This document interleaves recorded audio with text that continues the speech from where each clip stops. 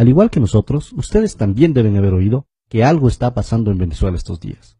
Y como siempre sucede en estos casos, nos inundan las informaciones de medios privados con sus propios intereses. Ha comenzado el mismo refrán de siempre, con conceptos hechos para darnos miedo y no para informarnos. Surgen enseguida las grandes palabras: represión, dictadura, censura. Pero como ya estamos acostumbrados a leer los intereses de la oligarquía, de los banqueros y muchas veces del imperio norteamericano detrás de estas noticias, vamos a tratar de tener una lectura más profunda y entender lo que realmente está pasando en Venezuela. Es muy importante tener una mirada geopolítica. Lo primero que tenemos que saber es que Venezuela tiene las más grandes reservas de petróleo conocidas en el mundo. Pero entenderemos mucho mejor lo que está pasando en Venezuela si damos una mirada a su vecino del norte, a los Estados Unidos. La sociedad estadounidense es una de las sociedades más consumidoras de los derivados de petróleo en el mundo. Primero que nada, en lo referente a la gasolina. Los Estados Unidos tienen la más alta tasa de carros por habitante en el planeta. Y obviamente hay otros derivados, como los plásticos, la ropa, los cosméticos. Para sostener esta sociedad dependiente del petróleo, Estados Unidos tiene que importar 60 de cada 100 barriles que consume. Tratemos de tener una mirada un poco más amplia. ¿De dónde viene el petróleo que se consume en Estados Unidos? Y en este sentido, el Medio Oriente es una zona clave. Estados Unidos importa una parte importante de su petróleo de Arabia Saudita, Qatar y los Emiratos Árabes Unidos. Y con estos aliados se han lanzado en una estrategia para tener una hegemonía política de la zona. Es así que son estos intereses energéticos, tanto en gas como en petróleo, que están detrás de la guerra de Irak, de la violencia actual en Siria, de la ocupación en Palestina y de la intervención en Libia. Ahora bien, una vez que hemos visto todo esto, un simple cálculo nos permitirá ver por qué Venezuela es tan importante para los Estados Unidos. El petróleo que viene del Medio Oriente pasa por el estrecho de Hormuz y sigue su camino por el sur de África hasta llegar a Texas. Este viaje dura entre 40 y 45 días. En cambio, el petróleo que viene de Venezuela solo tarda 4 a 5 días en llegar a Estados Unidos.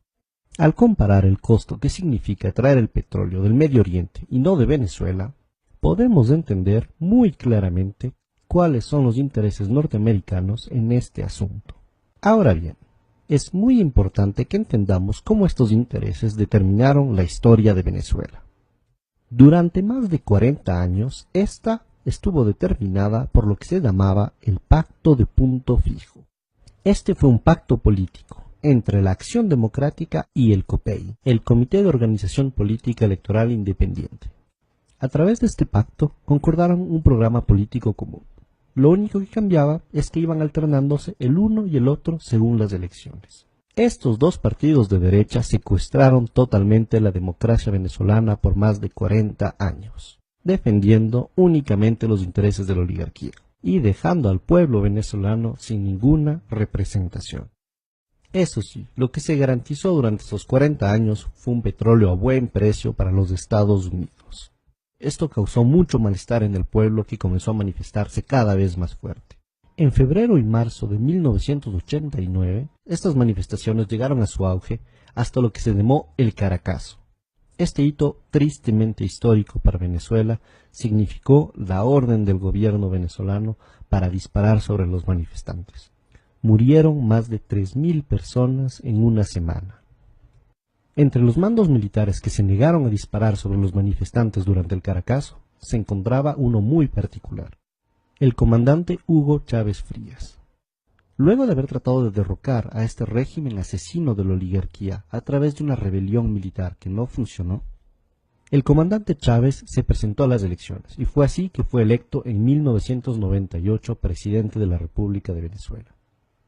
El gobierno del comandante Chávez significó un cambio histórico para los venezolanos y venezolanas. Primero que nada, por el enorme reforzamiento de la democracia en el país. Se comenzó refundando de forma democrática todas las instituciones del Estado a través de una asamblea constituyente. En los 15 años que lleva la Revolución Bolivariana, se han dado la cifra increíble de 19 elecciones, de las cuales 18 han sido ganadas por el proceso revolucionario. Este proceso de democracia representativa permanente ha sido además complementado por un fortalecimiento de la democracia participativa en Venezuela. Los avances fruto de las políticas sociales han sido igualmente muy importantes.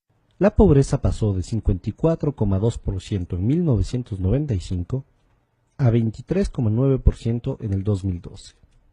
La mortalidad infantil disminuyó de 50%. La salud y la seguridad social suman actualmente el 21% del presupuesto del Estado venezolano. Las matrículas universitarias pasaron de 800.000 a 2.600.000 actualmente. Y Venezuela cuenta con 75 universidades públicas. Ya se ha erradicado el analfabetismo en todo el país. Obviamente, el imperio norteamericano, viendo que por primera vez en la historia un gobierno venezolano se ocupaba mucho más de su pueblo que de los intereses norteamericanos, y que el nuevo proceso de unión soberano y emancipador de América Latina amenazaba su hegemonía política, no se quedó con los brazos cruzados. En el 2002 apoyó claramente un golpe de Estado en contra del gobierno democráticamente electo de Hugo Chávez. Al haber fallado este intento gracias a la movilización popular, fomentaron un sabotaje económico a través de un paro petrolero con el apoyo de la oligarquía. Sin embargo, este nuevo intento de desestabilización también fracasó. Es así que tenemos que entender que lo que está pasando en Venezuela es un nuevo proceso de desestabilización. Lo único que ha cambiado es que esta vez es una nueva estrategia, lo que llamamos el golpe suave. El primer paso es la guerra económica. Por más de que se han hecho ya muchos cambios en la economía venezolana, el país sigue dependiendo muchísimo de las importaciones para satisfacer sus necesidades básicas. Y la misma oligarquía que creó históricamente esta situación está tratando de aprovecharse ahora de ella. Por un lado, algunos de los industriales ligados con la oligarquía que quiere acabar con el proceso bolivariano están tratando de crear escasez de productos básicos para crear descontento popular.